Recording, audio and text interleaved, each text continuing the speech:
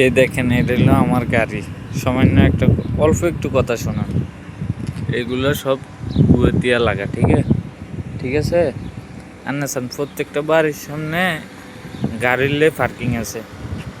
আমি এইবার খাবার দিছি, মানে এইবারে খাবার দিই আমি চলে যাব। একটা জিনিস হলো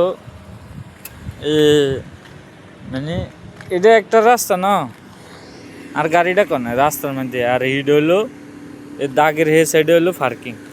প্রত্যেকটা ঘরের সামনে পার্কিং আছে, এবং এইগে দেখছেন কাঁচার ডাব্বা আছে প্রত্যেকটা বাইয়ের সামনে। আমার গাড়িটাতে ইয়ে ন রাস্তার পুলিশ যে কোনো মুহূর্তে আইতেই হারে।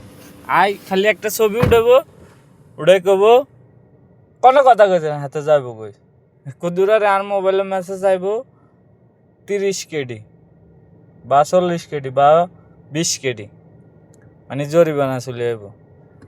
আর কাজটা কনমই করা লাগতো না তো, আনালাই ডাব্বে দিয়ে দিছে।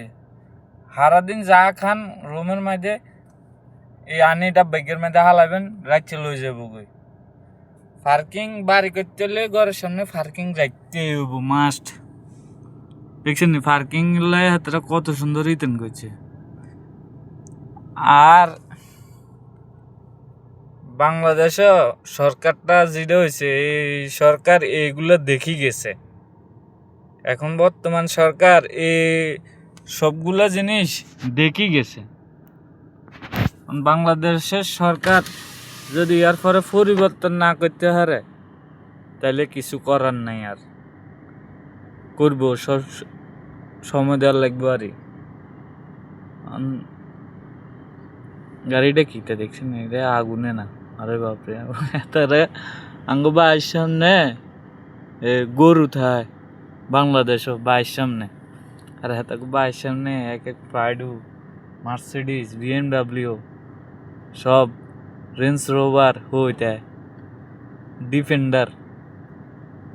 এই গাড়িটার নাম ডিফেন্ডার। গাড়িটা কিটা সামনে আগুন আগুন।